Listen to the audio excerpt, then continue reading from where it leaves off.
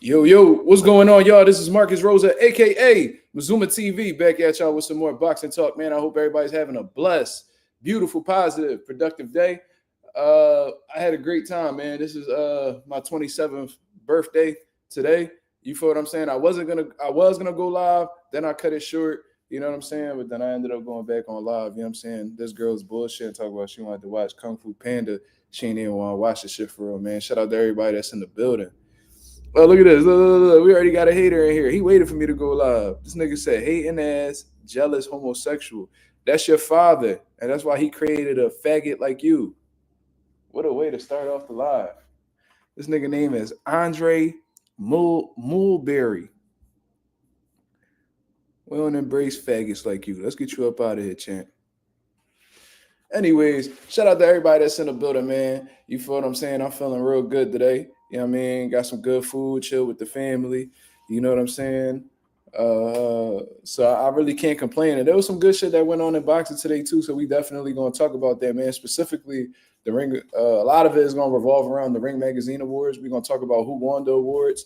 You know how similar they were to the Mazuma TV Awards, which is extremely valid as well. We're going to talk about Shakur Stevens' thoughts on Tank retiring. And then we're going to talk about Tank continuously dissing Turki Al-Sheikh for no apparent reason. We definitely going to talk about it. You feel what I'm saying? Ghost 787. We're going to talk about that, Ghost. We definitely going to talk about that. We should open up the conversation with that, honestly. But shout out to Stop Motion MMA, Coffee Plant, Lorenzo, Teach, Ghost 787, Pagapati. What's going on, y'all? Talk to me. How y'all feeling today? Man? Stop Motion said happy birthday. I appreciate that, brother. Thank you. Appreciate that very much. And I had a shit ton of DMs on Instagram, Facebook, text messages, man. So I appreciate all the love that I've been getting. You feel what I'm saying? Just another milestone, getting closer to 30. You know what I'm saying? Pushing 30. You know, this girl be talking shit about me being 30, but it is what it is, man. You know, I'm looking forward to hitting my 30s.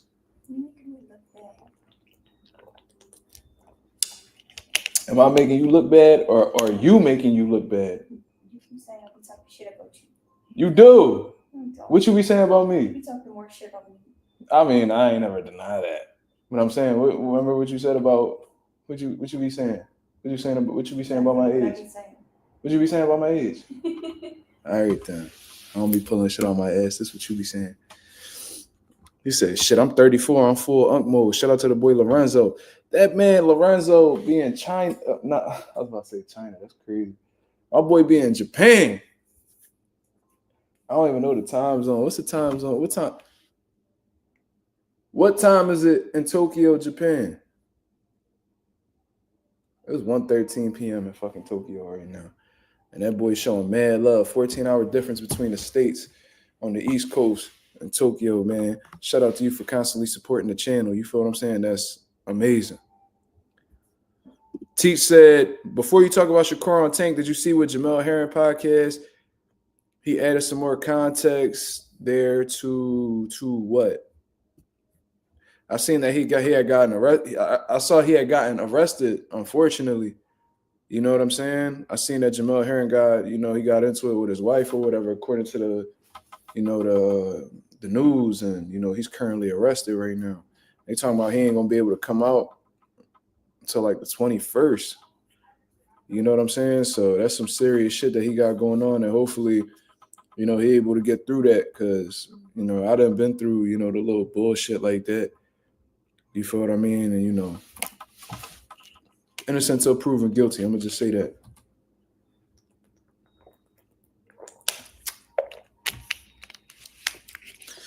Boxing with 2-4. I appreciate it, man. Thank you. He said happy glow day. He has an interview. He has a podcast where he interviewed Shakur. Okay, he interviewed Shakur, but what was the context? What was being added?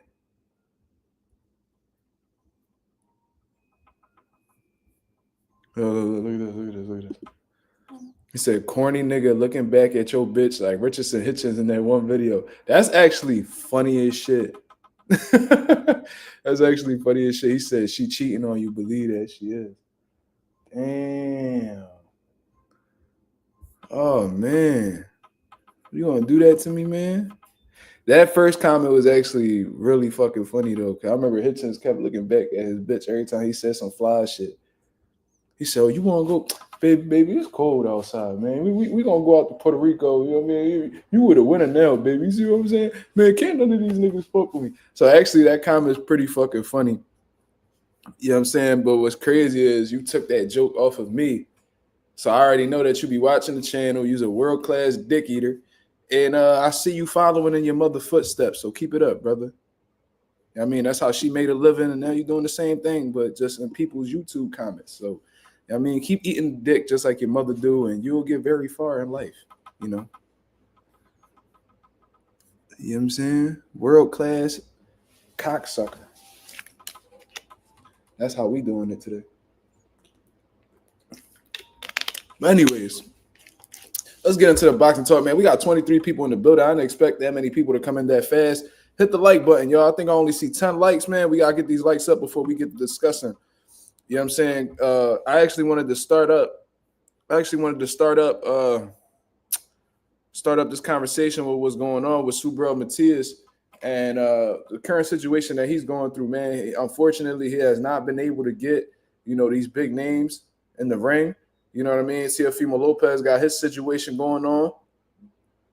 He can't seem to get Top Rank on his good side and pay him what he feels he's worth. So he pulled out of negotiations with Subriel. Elvis Rodriguez is a pussy, saying that Subriel doesn't deserve an opportunity as if he's in a higher position than Subriel. Well, that's what his management team has said. I don't know what Elvis has said, but regardless, they don't believe in their fighter. They pussy. So let's get into, the news that I had actually saw. Wait, hold up. I think Subriel posted it. Did he delete it? Oh, man. I got to see. But anyways, let me see. Hold on. I can't let y'all down with the info, man. I got to pull this up for y'all. Man. Okay, so this is according to Everything Boxing. The IBF have ordered a final eliminator at super lightweight between Subriel Matias and Gabriel Venezuela. Winner will become the mandatory challenger for Richardson Hitchens. Do you see how this shit work, dog? You see how, like, in life things come full circle? Or, like, I heard Games say this on one of his songs. I think it was with Dave East. He said, "You can't outrun the beam, nigga." And what that means is you can't run away from things that's, in front of you. Eventually, you're going to have to meet, you're going to have to face these challenges. You can't keep running away from shit. What I'm talking about is, y'all already know how I feel about Richardson Hitchens and his whole, mission to obtaining the IBF junior welterweight title. There was one point in time where I believe he was like the number one dude in the IBF, but he was very hesitant about, facing the current champion at the time of Subriel due to, in his own words, the rehydration clause. You see what I'm saying? Subriel ends up being upsetted by Liam Paro. You feel what I'm saying? Got outboxed. Didn't seem to really look like himself. Got upset in his own hometown. And all of a sudden, with the position that Richardson Hitchens is in, all of a sudden he's in this nigga. Yo, do y'all things with these trolls, bro. These niggas is wilding, bro. Like, this shit getting kind of crazy. I ain't gonna lie to you. But, all of a sudden he's optimistic about fighting for the IBF. You feel what I'm saying? He understands that Leon Paro was a much easier style to deal with in comparison to Subriel, in my opinion. So he faced Leon Paro, had a couple of difficult rounds in the beginning. I think in the first 4, I had it tied up. Then after that, it was a clear shutout for Richardson Hitchens, and he becomes the new IBF junior welterweight champion of the world. Now, with him being champion, there's no reason to backpedal now. Once you get a world title, you feel what I'm saying? Once you get a world title, there's no room for trying to improve or taking little tune-ups and shit like that, bro. With great power comes great responsibility, man. You see what I'm saying? With great power comes great responsibility, meaning that once you obtain that world title, you have to be ready for whatever challenge is set in front of you. And look, man, I see people like Pagapati say, in my opinion, Subriel is not even that good. Okay, well, if he's not that good, then it shouldn't be an issue for Richardson Hitchens to fight him if he comes out victorious against Gabriel Venezuela. Now, does anybody know anything about Gabriel Venezuela? Because I have very little knowledge on the dude, and in all honesty, I have no idea who he is. You see what I'm saying? So if anybody could provide me some light on that fighter and whether this will be a competitive fight or not, please let me know. But one thing I can say is that if Subriel comes out victorious, I would love to see what Hitchens' reaction is going to be to facing him. You feel what I mean? The IBF don't play with their mandatories. I told you guys, they got no problem stripping you, whether you a superstar or not. If they strip Canelo Alvarez, who happens to be the biggest star in the sport of boxing right now, in my opinion, they will have very little issue with removing the belt from Richardson Hitchens. They did the same thing to Terrence Crawford. You know what I mean? They was going to strip Usyk, but Usyk just gave the belt up and let Dubois take it. You feel what I'm saying? So it's going to be very interesting to see what Richardson Hitchens does. You feel what I'm saying? If he finds a way out of this fight, it's gonna confirm everything. It's gonna confirm everything that I've already been suspecting of Richardson Hitchens, which is he got a little heart murmur. You know what I'm saying? You know what I mean? His heart pump Kool-Aid. That's what I think. Could I be wrong? Absolutely. But we'll really get confirmation and seeing what he does after, this final eliminator between Subriel Matias and Gabriel Venezuela. You feel what I'm saying? So great news for Subriel. You feel what I mean? I think he's very deserving of the opportunity. We seen dudes like Karen who lost the boots, 1 year, get 2 wins, and then, all of a sudden become a mandatory again. How that happens, I have no fucking idea. But if they're doing that for guys like Karen, they should be able to do that to somebody who was a legitimate champion like Subriel Matias. You feel what I'm saying? So we'll see, man. I'm looking forward to seeing how all of that shit pans out, and you better believe that I will be reporting on that closely. You feel what I'm saying? Shout out the boxer with 2-4. He said he might not have the best skill set compared to some of the top guys, but he's good and an entertaining fighter and could beat or give some of these top guys some tough fights. I agree with you 1,000% boxing with 2-4.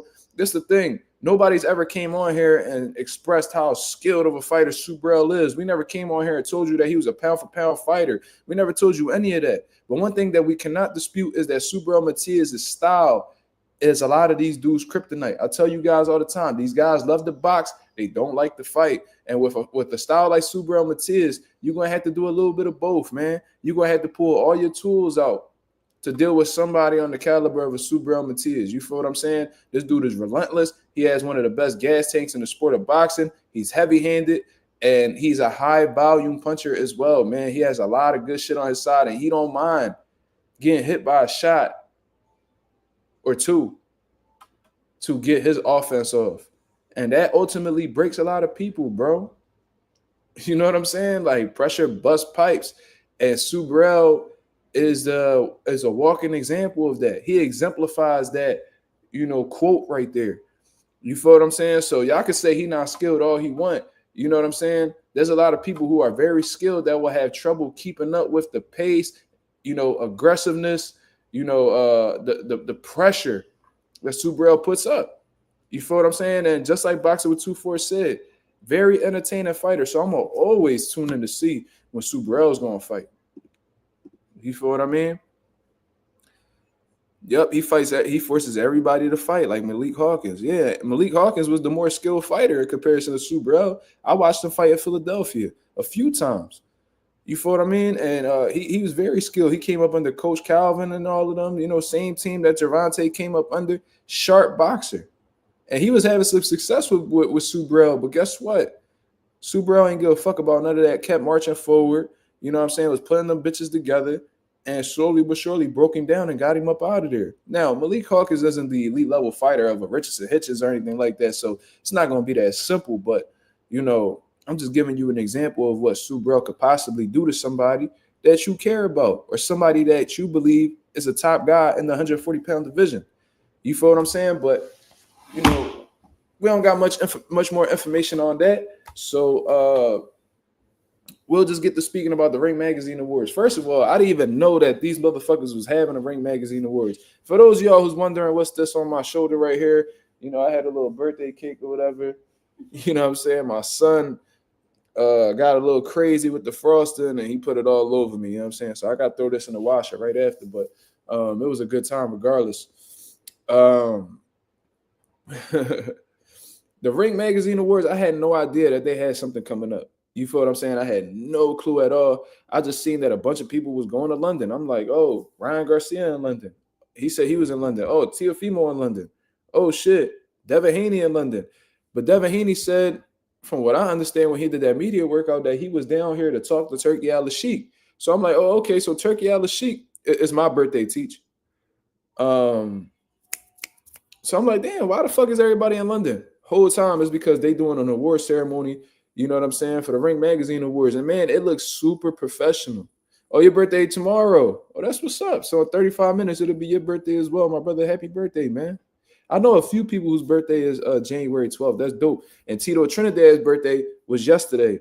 And I share the same birth. I think I told you already.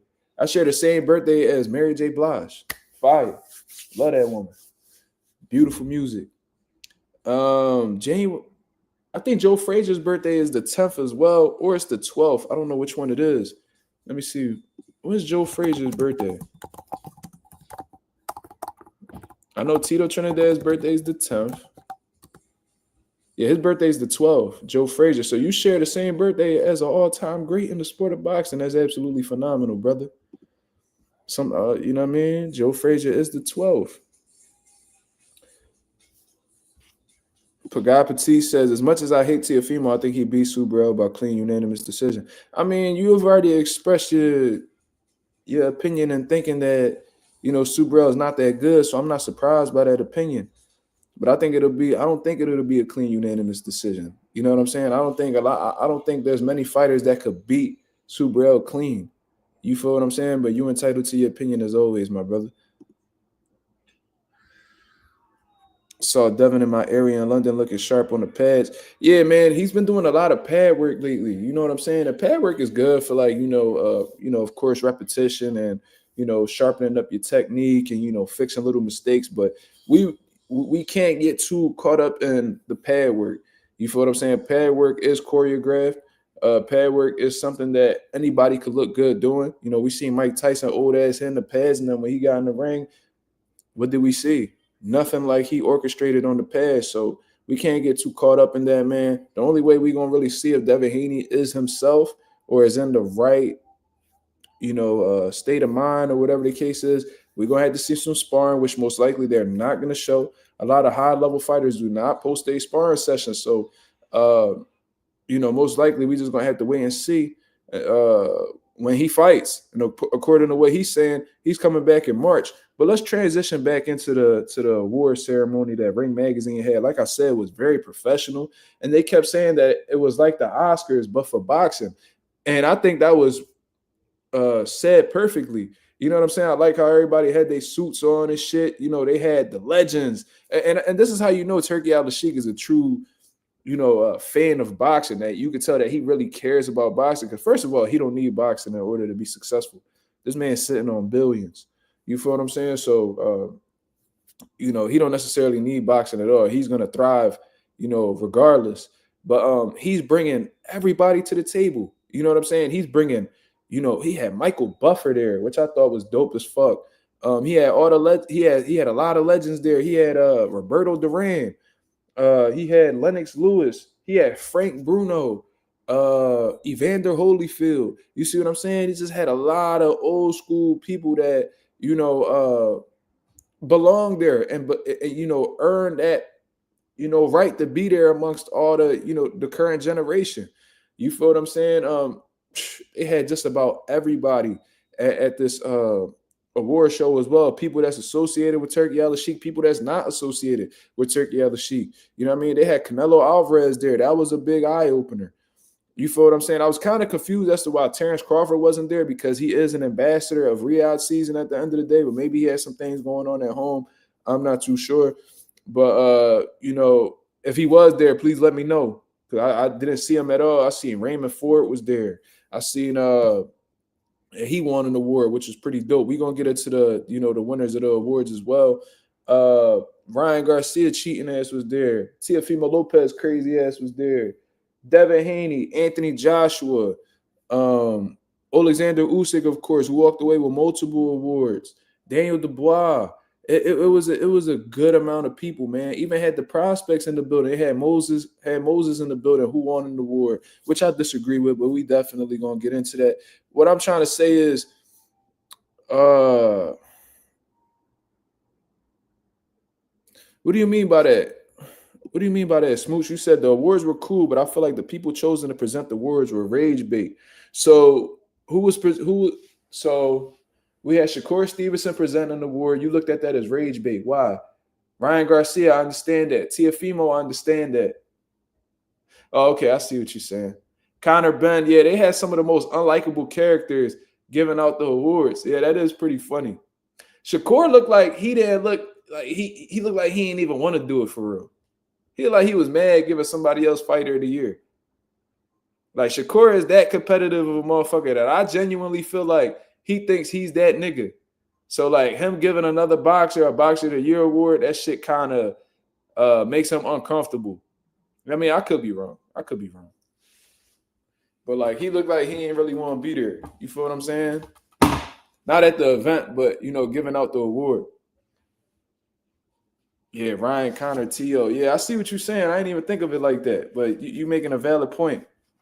Shakur, that I wouldn't say he looked mad. He just looked uncomfortable. Like, man, do I gotta do this shit? Like, he didn't look like he really wanted to do that shit, bro. Like, I think that nigga wanted that award for himself. You feel what I'm saying? But a lot of people don't respect Haney. I get it. Jordan Rules, what's going on, brother? But let's go over who actually won the awards. You feel what I'm saying? Because there's some that I agree with, and there's some that I kind of disagree with, man. And in all honesty, I thought that they was pretty fair overall, but it almost at the same time made me feel like for you to win a Ring Magazine award this year, you either had to be involved with Turkey Al-Sheikh events like that, or you had to be a heavyweight. You feel what I'm saying? But let's get into this because, obviously we had our award show. We had the Mazuma TV Awards. And let me see. Who did I put? Oh, yeah. So for Promoter of the Year, we put Eddie Hearn.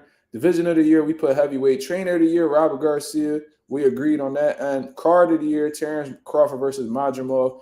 Drug Cheat of the Year, Ryan Garcia. Prospect of the Year, Abdullah Mason. Comeback Fighter of the Year, Daniel Dubois. Performance of the Year, Keyshawn Davis versus Gustavo Lemos. Boogeyman of the Year, Jaron Ennis. Robbery of the Year, Virgil Ortiz versus Bochuk. Upset of the Year, Munguia versus Bruno Sarase. Duck of the Year, Brian Norman Jr. Ass whooping of the year, Martin Bacoli versus Jerry Anderson. Fighter of the Year, Alexander Usyk. Fight of the Year, Usyk Fury 1. Knockout of the Year, AJ Dubois. So obviously there was some that we agree with. There was some that we also disagree with. So let's actually pull up Ring Magazine's page and talk about the winners. And the Lifetime Achievement Award went to Don King. Now, I know that, if you a casual fan or you ain't been around that long, you know what I'm saying? You was probably confused, like, Don King, Don King is snake. Why would they give Don King an award? Why would they do that? Listen, bro. If y'all motherfuckers did y'all research on Don King and how the way this man conquered the sport of boxing at one point, y'all will understand exactly why he deserves this award. You feel what I'm saying? I know there's this stigma around Don King that he's a snake and he fucked fighters out of money. And, it's just all these bad things that's said about Don King. But in reality, and I say this all the time, you cannot find a single promoter that, especially that came up with Don King, that did not do what he did in terms of stealing from fighters or fucking fighters over, bro. All these motherfuckers got a history of fucking fighters over. I tell you guys all the time, these promoters is opportunists. These promoters is snakes. But that does not discredit what Don King had did for many years. And this is the reality of the situation. They hated the fact that he had that much power and influence in boxing, was outspoken, was flashy, and was a black man at the end of the day. You feel what I'm saying? If y'all understood who ran boxing at one point in time and how, you know what I mean, there was a certain power structure that, you know, dictated the sport of boxing. And y'all seen that this black man came around and pretty much had the fucking heavyweight division in a headlock. My favorite fighter of all time was signed with Don King. You know what I'm saying? That made $80+ million in his career. You know, Ricardo Mayorga made he made 18, between 18 and $20 million in his career. You know, Mike Tyson, they said this man done made $500 million in his career. And all of these dudes go broke because they don't know how to manage their finances. And now they all pointing at Don King like, Don King fucked me over, man. No, bro, you were terrible with your finances. You guys went, you know, ended up, you know, getting involved with drugs and, you know, owing the IRS and all this shit, and y'all want to blame them. Bro, y'all talk about what Don King done took from y'all. Y'all not talking about what Don King done gave y'all motherfuckers.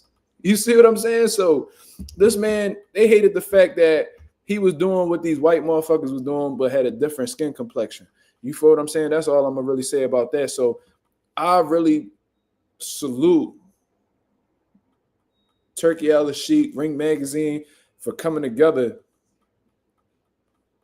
and giving Don King the Lifetime Achievement Award. You feel what I'm saying? And I already see what these motherfuckers in the comments are saying about him. Just very, very ignorant and, you know, not really too not too well versed in, you know, the history of boxing. But anyways, Alexander Usyk wins Male Fighter of the Year. Now, this is something that we agree with. You see what I mean? Bless you, baby. This man had a spectacular run in 2024. You feel what I'm saying? Becoming an undisputed heavyweight champion and then putting his stamp on it later on in the year against one of the top, if not the top heavyweight at the time, in Tyson the Gypsy King Fury. And, you know, regardless, even before 2024, what he's been doing has been absolutely phenomenal. For him to be undersized and still perform at this level and still find a way to beat these huge heavyweights, bro, you got to salute him, man. So salute to Alexander Usyk for winning Male Fighter of the Year. Now, Female Fighter of the Year ended up going to Gabriela Fundora. And I seen the nominees. They had Katie Taylor. They had Amanda Serrano. You know, there was a few sturdy ones. You know, I honestly thought that they was going to swing it towards Katie Taylor's direction because she had that, you know, great fight with Amanda Serrano and all that. But, you know, Gabriela Fundora has been doing some great things in her career as well. You know what I mean? I think they call her Sweet Poison or whatever the situation is. She's had a phenomenal year, so I'm not going to be mad at her at all. You feel what I mean? So I think that award was well deserved. And, you know, next year we have to include Female Fighter of the Year in, you know, when we having these conversations. You feel what I'm saying? So salute to Gabriela Fundora. Now, Fight of the Year. We went and told y'all that was Usyk Fury 1. But the Ring Magazine had Raymond Ford versus Klamatov. Now, what do y'all think about that? What did y'all think about that? That was definitely a great fight. Definitely a great fight. But does that take over Usyk and Fury 1? Does that take over that one? Y'all let me know. What's your opinions on it? Was this a better fight? I feel like the Fight of the Year candidate should have been Plant versus McCumbie. That was a hell of a fight. Boxing with 2-4, what you agree with? You agree with Raymond Ford and Klamatov getting it?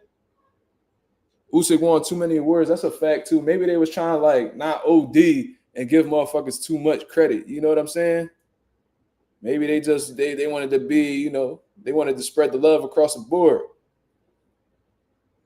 Oh, you agree with Ford winning Fight of the Year? Okay. It was a great fight. It was a great fight. So I'm not going to sit here and dispute it or cry about it or anything like that. You know what I mean? I'm not going to really dispute it. It was an unexpected pick, but I seen that Raymond Ford got mentioned in a couple categories. He got mentioned in a couple categories, so I'm like, oh, okay, they put some respect on Raymond Ford's name. That's what's up. And he ended up getting one of them. So that's dope, man. That's dope. So Raymond Ford versus Klamatov got Fight of the Year. Now, they say Event of the Year was Usyk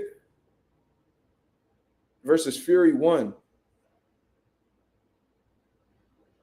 What do they mean by Event of the Year? Like the card?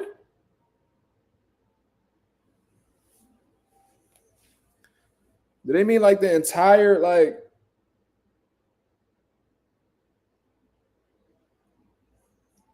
I mean, at the end of the day, it was like the first undisputed heavyweight fight in many years. So that, making that event in itself is pretty dope. I don't know though. I think I don't know. I don't know. So let's move on to the next one. Trainer of the year. We agreed on this one. Robert Garcia. Robert Garcia had a hell of a year. This is definitely well deserved. And what I liked about Robert Garcia's speech is that he included everybody. He spoke about everybody and he took a real humble approach. And he said some real shit like, without these people, I'm nobody. You know what I'm saying? If you are a boxing trainer, your fighters are a reflection of you. If you got a shitty stable of fighters, there's a likelihood that you're a shitty trainer. If you have a good stable of fighters, it's safe to say you're a good trainer. If you have a great stable of fighters, that will make you a great trainer. If you have championship level fighters in your stable or world champion, then you're a world champion level trainer. If you got Hall of Famers in your stable, then you are a Hall of Fame level trainer. You feel what I'm saying? So Robert Garcia, man, he was who we put into our, the winner of our award as well. And I thought they made a great choice in recognizing him because he had a hell of a year. Now, this is the one I probably disagree with the most, man. Y'all let me know what y'all think about this. Prospect of the year, according to Ring Magazine, was Moses. I can't. Am I saying his last name right? It's Atoma. Regardless of what his last name is, I disagree with that heavily. I strongly disagree with him getting prospect of the year. Was he a great prospect in 2024? Absolutely. You feel what I'm saying? Absolutely.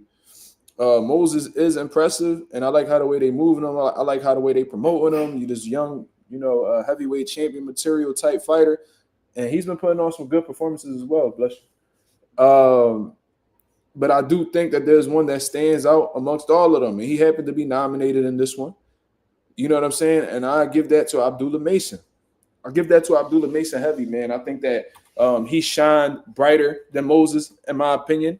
And I think that this just goes to show that, these picks, although, this is the Ring Magazine, they are heavily influenced by what goes on, on these Riyadh season cards. There's not many people who got nominated or actually won awards on this show that was not a part of a Riyadh season card. You feel what I mean? Or not associated with Turki Al-Sheikh in itself. You feel what I mean? So you could tell they was a bit biased from their standpoint. Now, round of the year, they said Usyk versus Fury round 9. I ain't gonna lie to y'all. I'm not mad at that. I remember just being off of my feet and just being hella hyped when Tyson Fury was being knocked all over the ring, having trouble keeping himself up. And Usyk, at that point in time, was doing the unimaginable. There wasn't many people that had thought that Usyk had what it took to, hurt Tyson Fury, drop Tyson Fury. Man, Tyson Fury, in comparison to his peers, has one of the best chins, in the sport of boxing. We seen this man stand up to some hellacious shots from one of the biggest punchers of this era in Deontay Wilder, a prime Deontay Wilder. So we seen an undersized heavyweight go up in there, hit Tyson Fury with a clean left hand, and had the man on Queer Street. So that's definitely one of the rounds of the year. You know what I'm saying? So I'm not mad at that pick at all. Moving on. We actually agree with this one as well because our upset of the year, hold on, let me go back. Upset of the year was Jaime Munguia and Bruno Saracen. Bruno Saracen was a crazy underdog. I forgot what the number was. This was supposed to be like a tune-up fight for Jaime Munguia to get him back in the mix. This was supposed to be a gimme fight. This fight had happened at Tijuana. This was supposed to make Jaime Munguia look good. Bruno Saracen, he didn't come to lay down. He ain't come to fuck around with none of y'all. And he hit that man with everything he had to put Jaime Munguia on his back pockets. You know what I'm saying? Hurt him really bad, and the referee had stopped the fight. This man, Bruno Saracen, who happens to be rematching, Jaime Munguia in April, from what I believe, came to win, and that shit paid off, bro.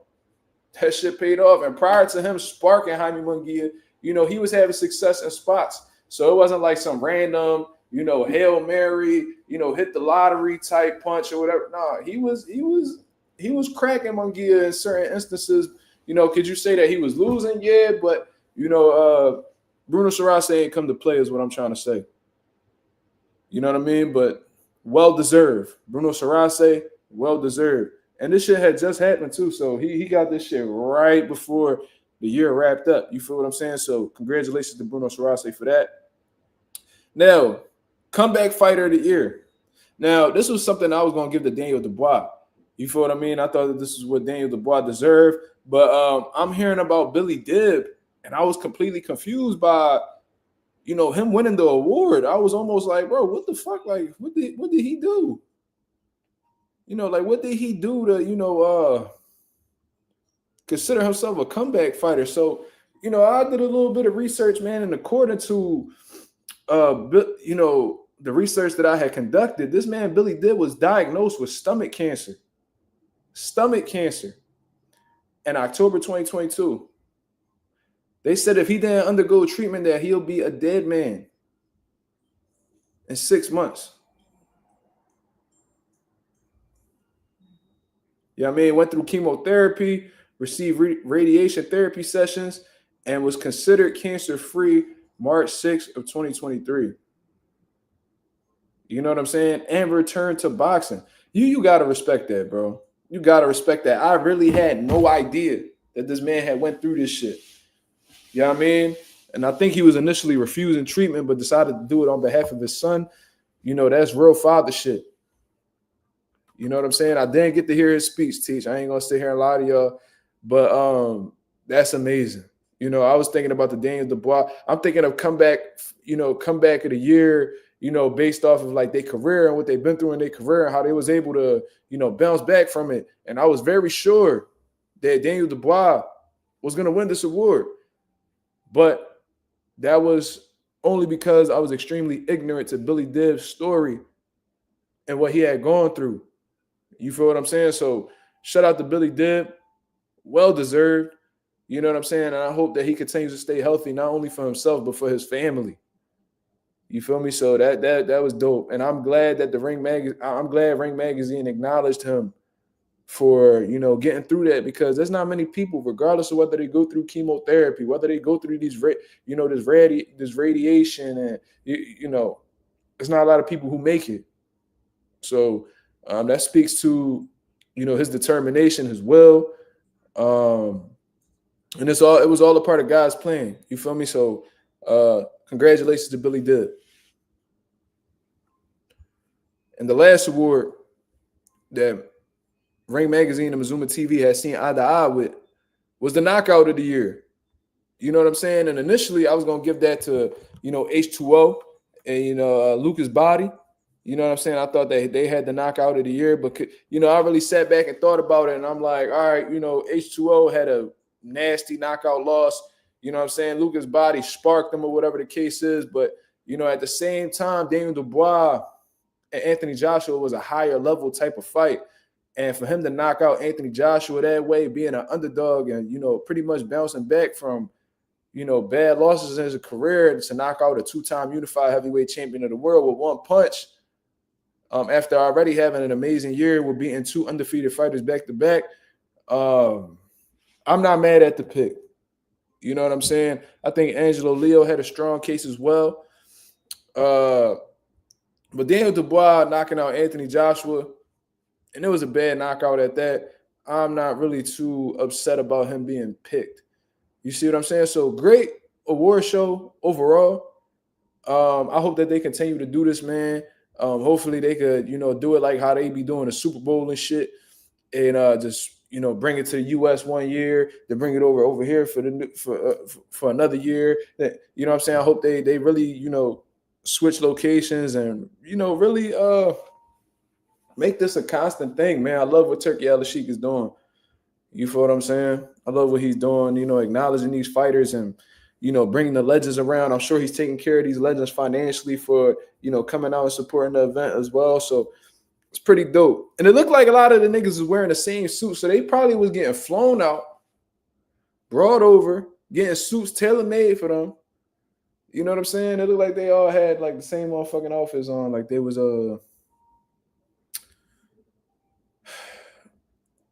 like they was all getting tailored by the same person. You feel what I'm saying? It was like the same black suit, white shirt with the bow tie. You feel what I'm saying? So that's what's up. That's what's up. Congratulations to all of the winners for the Ring Magazine show, the award ceremony. You feel me? So great award show. You know what I mean? I love seeing fighters getting they love and they respect, because in all honesty, I think there's a lack of that with the current, society that we have. We got a lot of people hating on fighters and trolling fighters. And all the motherfucker need is a little bit of love sometimes. You feel me?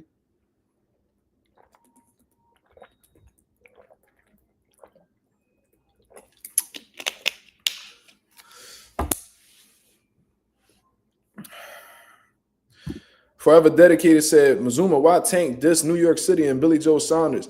Well, according to Tank, Billy Joe Saunders was in his DM talking crazy. I don't know exactly what Billy Joe said, but Billy Joe do got a history of talking crazy to people, so I believe it. In terms of why he dissed New York, I don't know. I have no idea, but I know that he has a lot of fans that happen to be from New York, so that's definitely not a good look. You feel what I'm saying? If you got a fan base, if you got a strong fan base in the city, like in the city like New York, and then you go out of your way to judge people from New York, that's not really a good look, because you can lose some fans as a result of it. A lot of people is sensitive, and they don't forgive too easily. So, I don't think Tank really care though. Honestly, there's a lot of things that Tank don't really care for, and I think his fans is one of them. So it is what it is. What can I really say about that? I know he been going back and forth with that little young nigga that be on Twitter and shit like that. But I mean, it is what it is. I can't control what that man say. And New York people wasn't the only person that Tank, dissed. You feel what I'm saying? But before I get into that, man, since we talking about Tank, let's talk about Tank's thoughts on, Gervonta Davis possibly retiring. And I want to know exactly what y'all thoughts are, on this. You feel what I'm saying? This nigga Shakur finally got a haircut with that little ass forehead. You know what I'm saying? Hairline close as shit to his eyebrows. You know what I mean? I don't know what type of time Shakur be on with his cuts and shit like that. But regardless, he back. Am I a fan of Tank Twitter rages? I'm not gonna say I'm a fan, but if I see it, I'm gonna look at it. Sometimes he be cooking dudes, so that shit kind of be funny. But like, I don't really care too much for the talking. I want to see more fighting. You feel me? I just feel like when you're doing more talking on social media than you are like pleasing boxer fans, is like motherfuckers take you for a joke. And slowly but surely, a lot of people that I viewed as Tank fans are slowly starting to turn on him. So let's get into Shakur Stevenson's statements. You feel me? I can't sit there and chase you, and then he try to make it seem as though I need him and I don't need him. So I mean, if he want to retire with the career that he got, then go ahead and do whatever you got to do. So I disagree with it. I think it's soft, but that's on him. Do you still think that fight's possible? I know he might have a break after that fight with Lamont Roach, but do you feel like you guys could fight 2025 or 2026? I ain't gonna lie, I ain't into chasing people around. I mean, if he's willing to fight, I'm ready. I'm ready to fight, and I think it should happen. But I ain't gonna lie, I can't sit there and chase you, and then he try to make it seem as though I need him and I don't need him. So those are Shakur Stevenson's words. He calling that boy soft. He calling that boy soft. If you want to end his career like that, I think he's soft. I want to know what your guys' thoughts are on this, man, because I have my thoughts. You feel what I'm saying? I've been saying this, way before Shakur Stevenson had ever said this. I said if he decides to end his career this way, then he went out like, he went out like a turkey. You feel what I'm saying? Which is, goes hand in hand with what Shakur Stevenson said. It's not wrong for thinking that way. You know what I'm saying? When you are a top fighter in Shakur and Gervonta Davis, who sells out, arenas and, is a huge name, has a huge influence on the youth, and, one of the biggest draws in the sport of boxing. And the only main critique of Gervonta Davis is that he's not fighting the other elite dudes in his division. Then you go on to retire without facing the elite dudes in the division. It makes you look bad. You know what I'm saying? Javante Davis' statements lately have been making him look bad.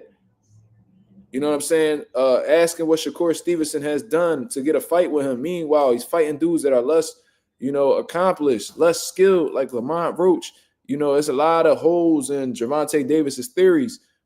And as a result, he's talking about retiring.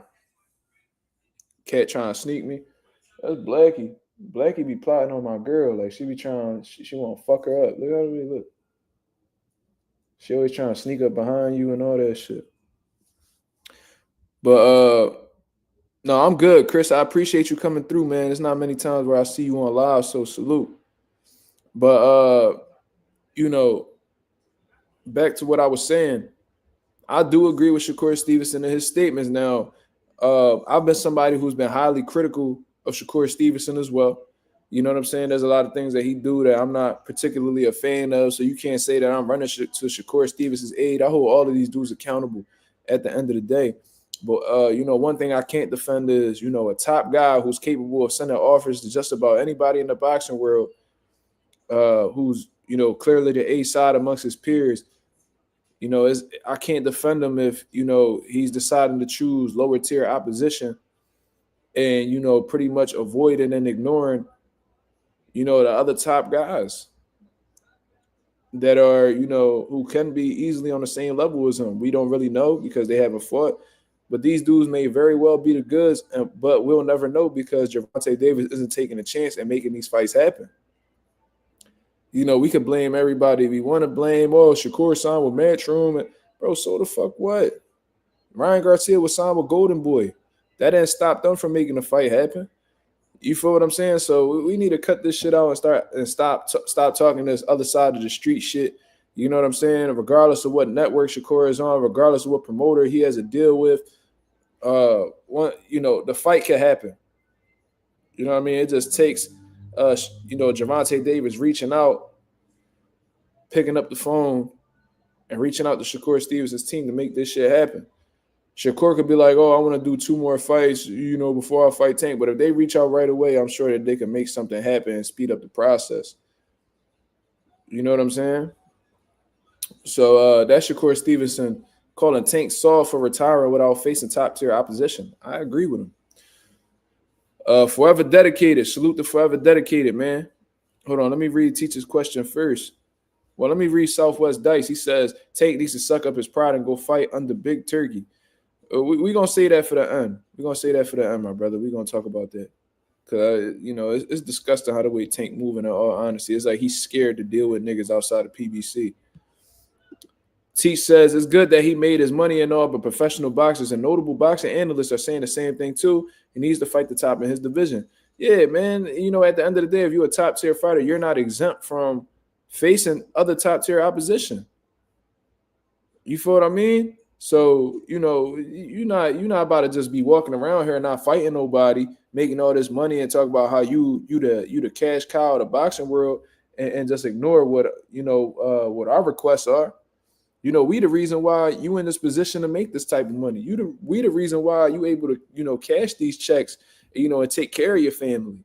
You know what I mean? I think a lot of fighters really forget about that. And I understand that they face a lot of unfair criticism and, a lot of boxing fans are fickle and, I be agreeing with these fighters sometimes when they say fuck the fans and shit like that. But at the same time, there's a lot of dynamics in our life that we have a love-hate relationship with. You feel what I mean? But the thing is, whether you love something or you hate it, simultaneously, you got to deal with it. There's people that I have to deal with in my life that I wish I never had to deal with again, but I had to. You know what I'm saying? If you in the boxing game, if you in any type of sports, you have to deal with the fans, regardless of how you feel about them. You know what I mean? And they're the ones who they say all the time that the customer's always right. The fan is always right. And if they calling for you to do something, they ain't like they trying to make you do it for free. They'll put their money up. You know what I'm saying? That's one thing about fans. They'll request it, but they'll put their money up. It'd be the ones that be defending the duckery that don't ever put their money up. You feel me? So that's what I think about that, man. Forever Dedicated says, after this topic, Canelo versus Bud Mazuma is looking very close. I mean, Canelo coming out to this award show and sitting down and talking with Turkey Al-Sheikh, he's definitely open to the possibility, man. Canelo had been shooting it down at first, saying weight classes matter and things of that nature. But he must have heard a number that he liked, or he must have heard something during a conversation with Turkey that he liked. Canelo Alvarez, he's been moving how he's been wanting to move in his career. He does not want to fight, the best in the 168 division. Pretty much made the man move up to 175, and now he's fighting Morrell and shit like that. So, as a result, it's going to be very hard for Canelo to find these big paydays without involving Turkey Al-Sheikh. It's going to be hard for him to find, a fight at 168 where he's making a stupid cash out or making the money that he's, accustomed to making. So where is he going to go? Turkey Al-Sheikh. And he's going to have to go ahead and face it. He's going to have to, disregard his previous comments and weight classes mattering. He's going to have to move this man, Terrence Crawford, up 2 weight classes to fight him. You feel what I mean? So Terrence Crawford seems confident that this fight is going to come together. He said, and I think he sent Canelo a little warning, like, remember everything you said about me and shit like that. So, Bud already got a battery in his back. He seemed motivated. He want to get this shit popping. And Canelo's a businessman, bro. So as long as the paper is right, he will follow through with it, especially if he feels like he could win the fight. Because that's another thing about Canelo. Not only does it have to make sense for Canelo, but it also has to be a fight that he feels like he could pull off.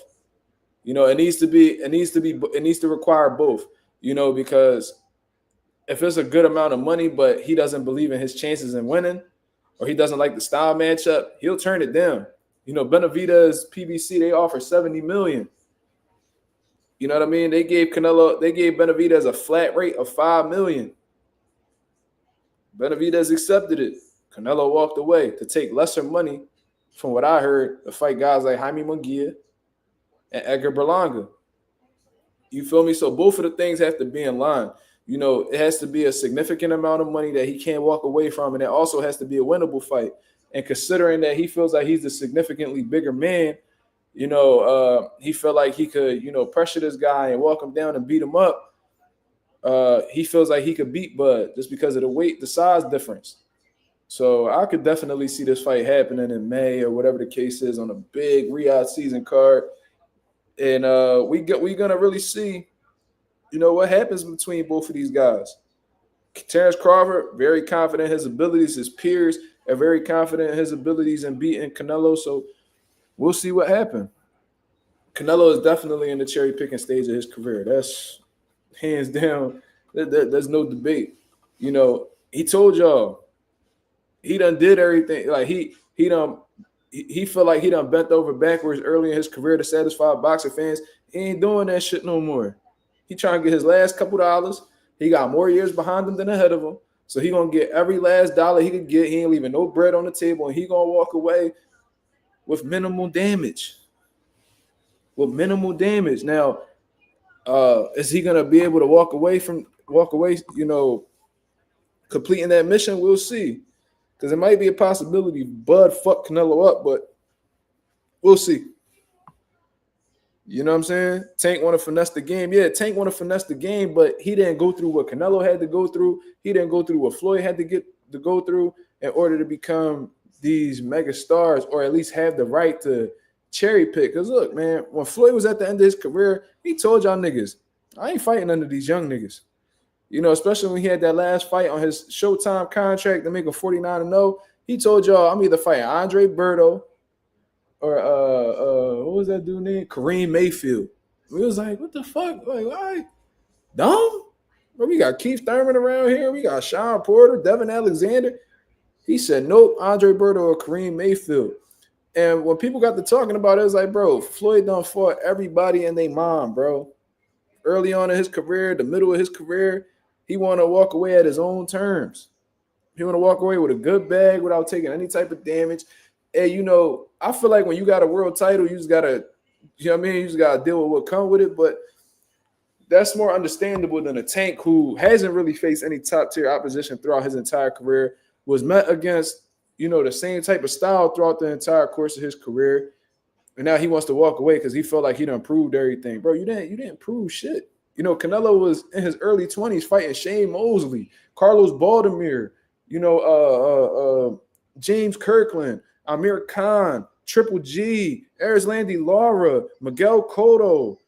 You know what I'm saying? It even went through that 168 run. Like Canelo, I don't support him ducking. I don't try to understand him ducking neither. But, at the same time, Canelo has devoted a lot to boxing and has a pretty solid resume. Canelo has a solid resume. Floyd has a solid resume. Tank don't got no solid resume, dog. So if anybody got the right to duck, it'll at least be a nigga who done showed that they can actually get in there and beat top tier guys. Tank hasn't really shown that.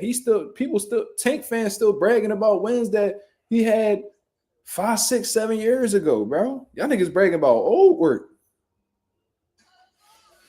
Triple G, Daniel Jake. Well, Triple G, he fought Triple G 3 times. But yeah, you said Triple G twice. You don't count the third one. I get it. I mean, fought Daniel Jacobs as well. That's some names that I didn't mention. Caleb Plant, a solid name. That's a champion right there. That's a former champion right there. You know what I'm saying? So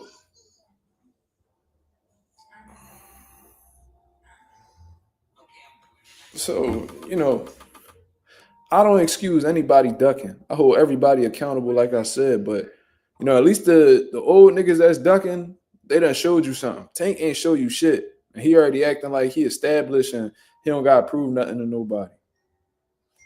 I don't know how y'all could be a fan of that, but it is what it is. So speaking of, do I think Bud gonna beat him? It's possible. It's possible. Considering the fact that Canelo is getting up there in age and a lot of wear and tear and shit like that, and Canelo does have a beatable style when you have Bud's abilities. However, I am somebody like Canelo Alvarez who respects weight classes. And I do think that although Bud has the abilities and the tools necessary to beat Canelo, I think the cons outweigh the pros.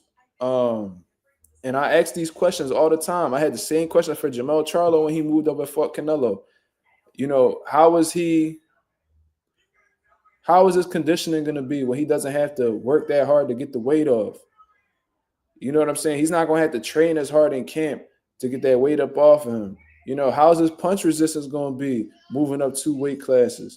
Is his feet, is he going to feel sluggish at the new weight? Is his feet going to be as fast?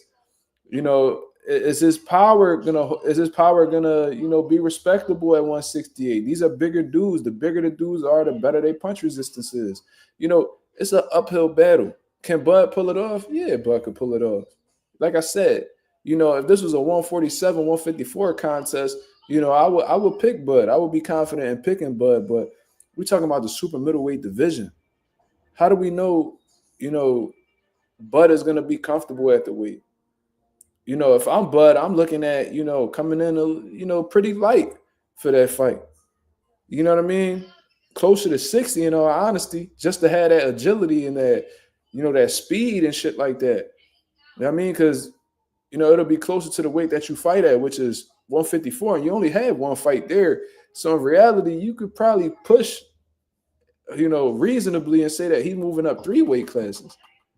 But he has very little experience in the junior middleweight division. We only seen him make 154 once, and it was against a guy, Israel Madrimov, who was, pretty green for a pro setting.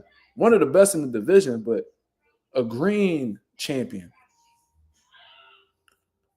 You feel what I'm saying? So, Bud is capable, but will he pull it off? I think there's a lot of factors that may work to Bud's detriment. Just my personal opinion. You know what I'm saying? And to close out the live, man, I wanted to speak about Tank continuing to diss Turki Al-Sheikh, bro. He had deleted the tweets as he always does, like a little bitch. You know what I'm saying? Posting shit. and then like immediately deleting it, trying to have some type of mystique. Like this is shit that baby moms do when they get bitter, when they get mad. You ever seen them baby moms on Facebook or Twitter or Instagram where they airing their baby dad out, and then once their baby dad, call and comfort them, and they take the post down. That's the type shit that Tank be on.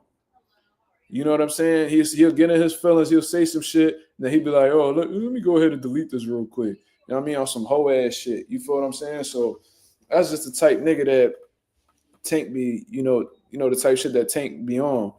You know what I mean? But I've seen him say the same shit that he's been saying about Turki Al-Sheikh, man. It seems like whenever you bring up Turki Al-Sheikh name, Tank feel offended. It's like when you say Turkey, you know what I mean? He think you calling him a turkey. No, we talking about Turki Al-Sheikh, nigga. Why is you so up in arms whenever somebody bring up his name? You feel what I mean? And he pretty much been saying that, and he said this today. You know what I mean? By the time I clicked the tweet, it was gone, but I already had read it. I got his tweet notifications on because he be deleting shit. So he went and he said that, yeah, man, you know what I mean? I don't need, like pretty much saying he don't need Turki Al-Sheikh. And the only reason why these guys fighting, they only fighting with Turki Al-Sheikh because they can't sell in the States. Like pretty much he sells in the States, so he don't need it. So this is the thing that I don't understand, because Canelo is a bigger star than you, Tank. Right? He's a bigger star than you. He's been relevant longer than you. He's sold longer than you. He's planning on working with Turki Al-Sheikh. So let's say Canelo confirms this fight with Terrence Crawford later on in the year. What's your excuse going to be then? Because Canelo has came to the States and produced and generated hundreds of millions of dollars. Canelo is he's on the list for like most watched pay-per-views in boxing history. If he works with Turki Al-Sheikh, you can't really jump out and say that, oh, he's working with Turki Al-Sheikh because he don't sell in the States. He's been selling in the States. He's been doing it at a higher level for a longer time than you. So this is another thing too, man. I don't really like to dig deep into religion and all that type of shit, man. But as far as I'm concerned, Tank has converted to Islam not too long ago. Picked out a name and all, Abdul Wahid. Congratulations for doing that. That's a huge step, a huge milestone. And shout out to my Muslims that's out there. For what I understand, Turki Al-Sheikh is a Muslim as well. If he's not, please correct me in the comments. But I'm pretty certain that Turki Al-Sheikh is Muslim, right? So as far as I'm concerned with discussing and having conversations with my Muslim brothers, you're supposed to look at your fellow Muslims as your brothers, right?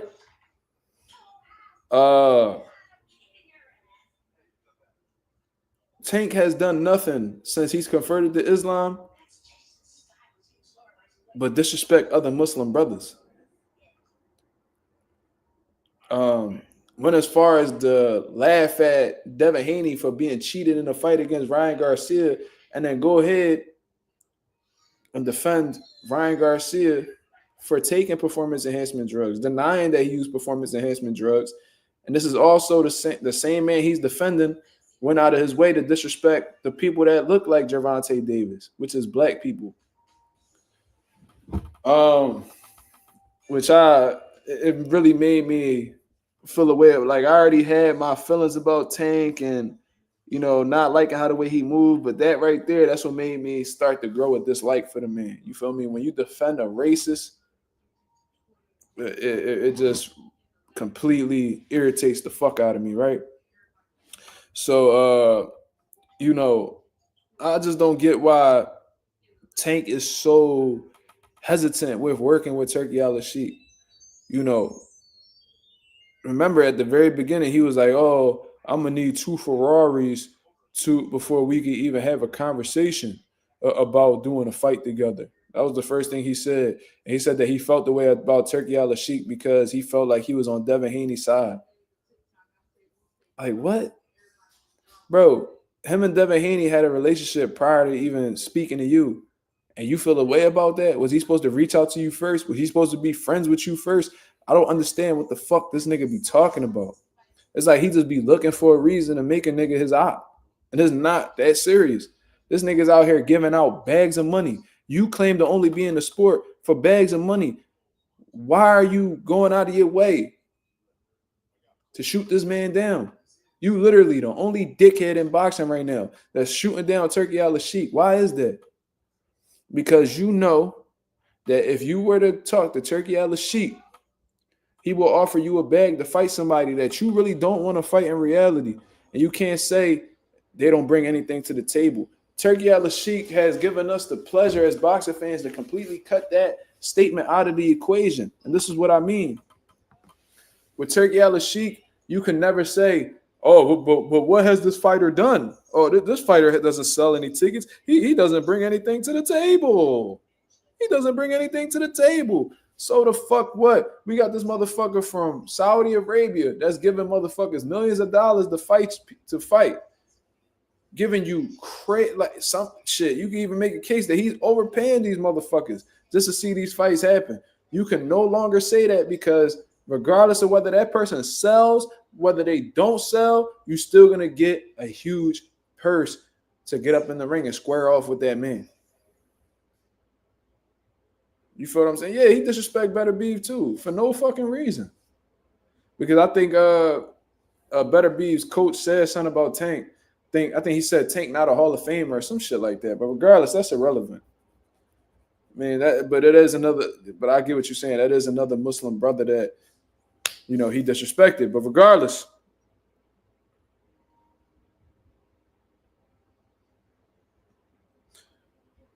you know what I'm saying? Of course, he got to exclude Canelo. He don't sell like Canelo. But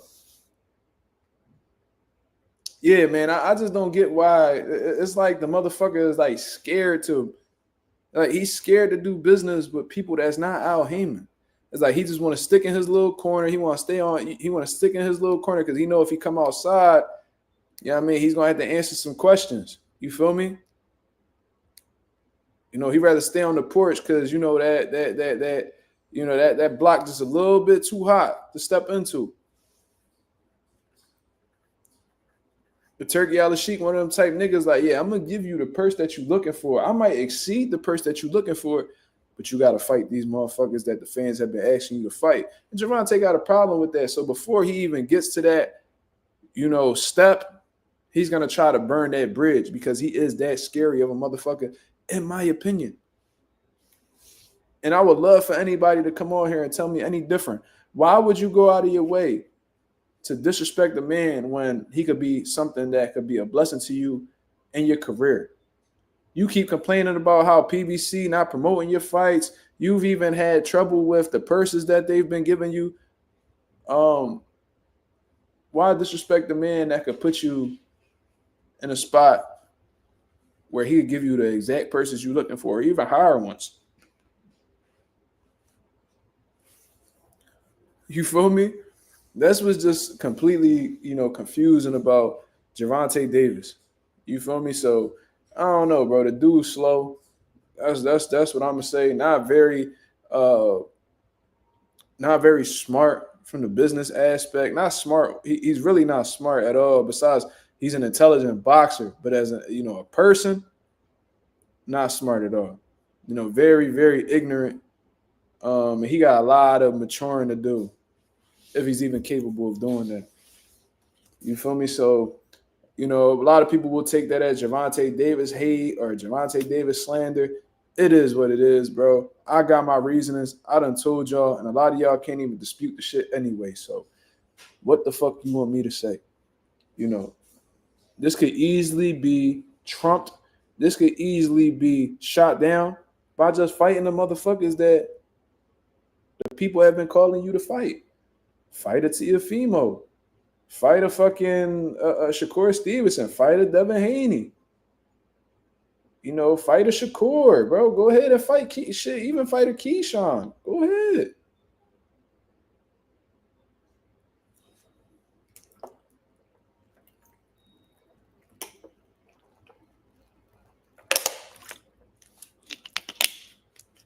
Like it could be that simple to just, and I'll come on here and on my son. I will come on here and apologize and tell y'all that Tank is the truth, and I've been wrong this whole time. Said why he coming at Billy Joe? Well, he said Billy Joe sent him a nasty DM, so he ain't like that. So he's speaking out about it. I don't know. I believe him in the part where he says that Billy Joe Saunders left him a nasty DM because Billy Joe he be talking crazy. You seen that shit he was talking about with Wilder and all that, and Wilder ran down on him and had him running out the restaurant and shit. Like Billy Joe, he a nutcase, bro. And not only that, he's a drug cheat too. So fuck Billy Joe Saunders. Talked all that shit about Canelo being a drug cheat, but the drugs he got caught with far exceeded the drugs that Canelo got caught with. You see how that shit worked? Andre was about to beat that boy ass too. Got caught right on that bullshit.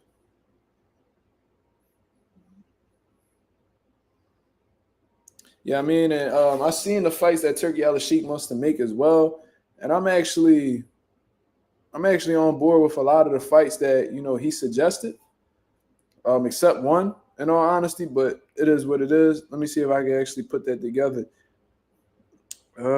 Shit, where is it?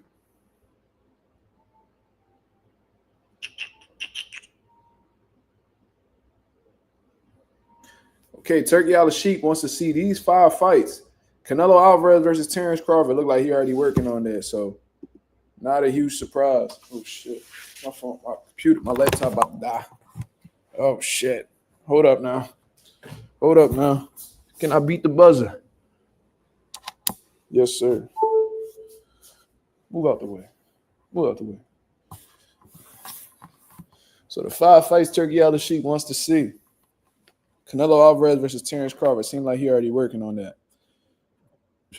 Alexander Usyk versus Daniel Dubois too. I'm not mad at that, but only under the condition that Daniel Dubois beats Joseph Parker, which I'm sure he would. Tyson Fury versus Anthony Joshua. I told y'all, as soon as Tyson Fury lost against Usyk in that second fight, we need to see Fury versus Joshua. So I agree with that. Ryan Garcia versus Devin Haney too. I agree with that 1,000%. We need to see that, but only under the condition that these dudes do VADA testing, okay? No more drug cheating shit. We don't want to run this shit back. Last one, Chris Eubank Jr. versus Conor Benn. Now, this is the one I'm not really too big on. I understand they both sons of legends. They could generate a shit ton of money, blah, blah, blah. But we already seen Conor Benn's true colors be exposed in terms of approaching the Chris Eubank fight. He feels like he's at a disadvantage. He doesn't believe in, his abilities against Chris Eubank Jr., so he partaked in taking performance enhancement drugs that could give him either a level playing field with Chris Eubank or even have an unfair advantage against Chris Eubank. He's terrified of Chris Eubank. You feel me? He felt like he was too small, so he literally was trying to increase, his testosterone levels to pretty much shift his body into becoming a full-fledged middleweight. We seen it. We not fucking dumb. You feel what I mean? I don't believe that Conor Benn is, worthy of this fight with Chris Eubank. But if they were to make this fight, I'll be rooting for Chris Eubank Jr. heavy. But it seems like, according to Chris Eubank, the negotiations are going smoothly. So it is what it is, man. If I'm Eubank, I would ask for an absurd amount of money. And I will request 365 VADA testing before, during, and after the fight. Because he's shown that he cannot be trusted. And they was like, oh, Conor Benn has been cleared. He's been cleared, bro. How are you cleared? How are you cleared?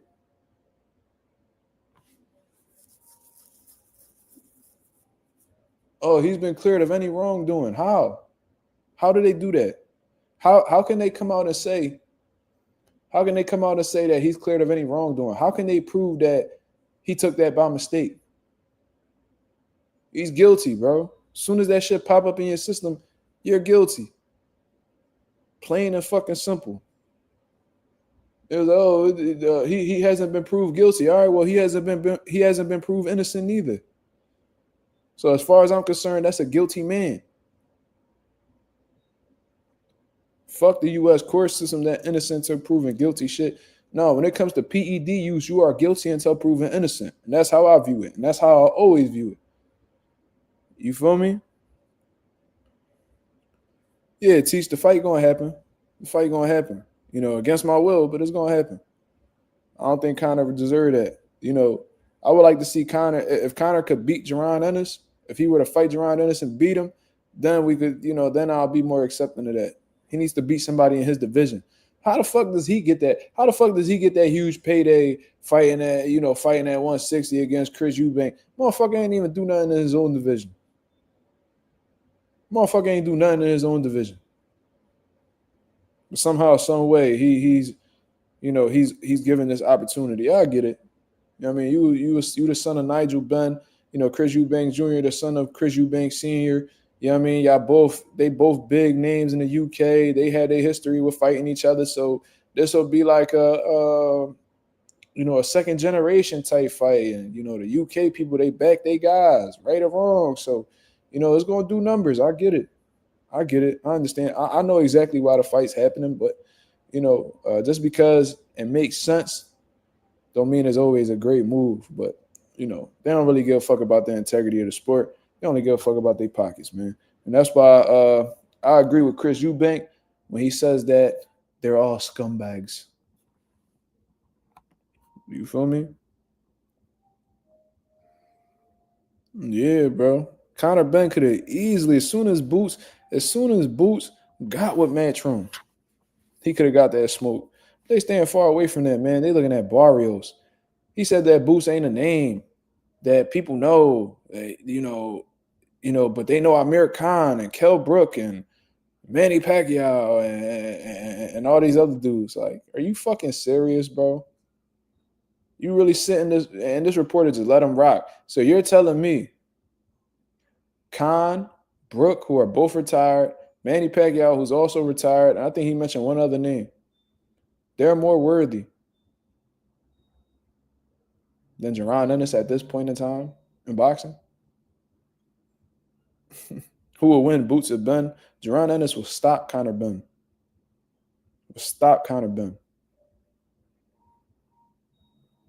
Boots' jab, his range overall. Conor Benn ain't the type motherfucker who has a lot of success fighting backwards. He will fight backwards against Jaron Ennis because Jaron Ennis' speed and how the way he could keep a motherfucker at the end of his jab. Conor Benn is going to have a hard time trying to find offense. He's going to have a hard time trying to find a way in because every time he's going to try to find a way in, Boots is going to have someone waiting for him. And I just think he get picked to pieces. Soon as he consistently starts moving backwards and he's lost and he can't find a way to establish his offense, he's going to get stopped. Yeah, bro. Conor Benn don't believe in himself. Look, man. Some of the most insecure, bitch-made motherfuckers look like Conor Benn, with all the face tats and, you know what I'm saying, want to have this bad boy persona, want to talk crazy. Conor Benn's defense mechanism is those tattoos and his mouthpiece. He don't believe in himself how he claimed he do. This man literally went on an interview one time and said, and they asked him, who are the best welterweights? He named himself number 1, right? Then he goes in another interview and he says that Jaron Ennis is the best in the division. You just named yourself number 1. Now you calling Jaron Ennis. He's unsure. He's unsure.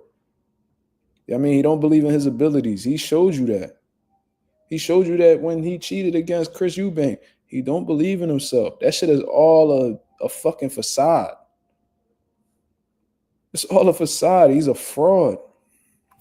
Can he box? Yeah, he got skills. Bro, look, I'm gonna keep it 1,000 with y'all. I love Conor Benn's style.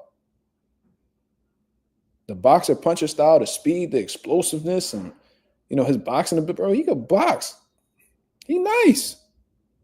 But he's a fucking drug cheat. So all of that shit, that opinion just go right out the window after that. Fuck all of that. Bro, have y'all ever seen Chris Eubank fight? I mean, not Chris Eubank, I'm sorry. Conor Benn, y'all ever seen him fight? He's sharp. He got some good skills. But he's a drug cheat. So that shit only take you so far with me. You know what I mean? You could tell he prepared well for fights. He be in great shape and shit like that. Yeah, but now I got a question where, he could box and, he had tremendous power. But now I got to question the power because you got caught on PEDs, just like a lot of these UK dudes. And then once you got off of it, your punch don't seem to have the same steam. The intentions don't look as bad as it used to at one point. Niggas standing up to your punches. They walking to you now. Yeah, Pete Dobson walking to you. You had that one dude at 154 walking to you. Eating them Jones. Didn't even look phased. You know what I'm saying? So Conor Benn is a fraud, y'all. He's a fraud. Everything about him, he's scary. You know what I'm saying? He show you each and every time that he's a coward. He's nothing like his daddy. But even I heard Nigel was a little turkey too, because he ain't want no smoke with, some dudes. You know, he ain't want that. He ain't want that. And they said he was a little drug cheat too, from what I heard. That wasn't proven, but they said Nigel was a little drug cheat too. And I remember James Toney went up to him and said, "When I see you, I'm gonna beat you in your mama's ass." And he ain't never tried to get no lick back off of that. So that let me know he ain't got no man in him. The fuck was that? This dumbass cat, bro. Hold on.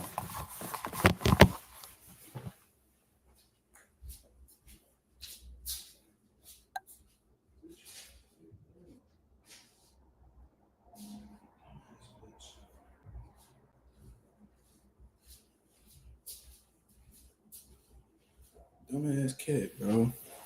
Knocked the whole shower curtain down. Dumbass bitch. That's exactly why I'll be allegedly punching on her.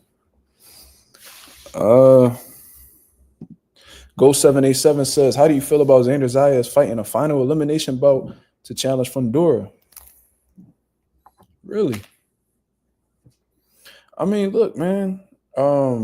Based off of how the way, Top Rank been putting him on, sanctioning bodies and having him be, because, Top Rank controls how high Xander is on the fucking sanctioning body list. You know what I'm saying?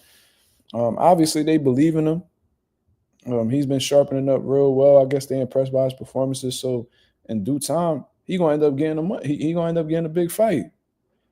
And this is the most confident and most vocal that I've heard Xander Zayas in his entire career.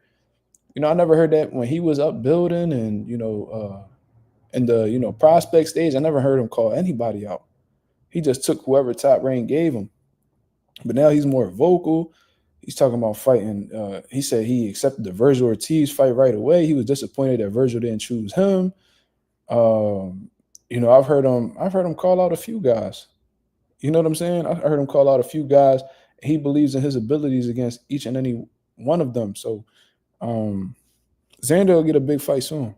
He'll get a big fight soon. Now, how does he match up at 54? I think it's going to be pretty tough for him. I'm not going to lie. I do think he's pretty green. You know what I mean? He didn't fight anybody, that really put him through any type of adversity or, anything like that. But, Xander might be the goods, man. Fundamentally, he's pretty good. Got good combination punches, good accuracy. He variates his punches really well. But at the same, he variates his punches real well. He goes to the head and body well, but like his combinations are textbook too. You know what I'm saying? Like he won't do no crazy unorthodox type combinations. Like his shit is textbook. Like 1, 2, 3, 1, 2, 3, body, jab, jab, body, body, jab, jab, right hand, left hook to the body. Like he do a lot of shit textbook. You know what I'm saying? So I fuck with Xander, but I don't know if he's ready to, jump off the porch yet. That's all I'm saying. I think he's still a baby. Shakur, kid, who you got? Shakur, man. Skill set levels apart from Kid Austin. I think Kid Austin makes a lot of mistakes that Shakur could take advantage of. I think he gets desperate and leaps into his punches, which could play into Shakur's favor as well. I just think that Shakur going to be sniping him, making him pay for all his little mistakes. You know what I mean? And he knows basically who, the type of fighter that Schofield is. Now, Schofield in the gym cooking up. He's been real quiet, working with Joanne Guzman and his father. I don't know if Ronnie Shields is still involved, but, that they got something cooking up, so we'll see. But I'm going to get up out of here, man. I appreciate everybody that came through and showed love to the channel, man. Y'all have a blessed, beautiful night. You know what I mean? I'll be back at y'all with another video tomorrow. Until then, this is Mazuma TV. Hit the like button, subscribe to the channel if you're new. I'm out of here, man. Peace.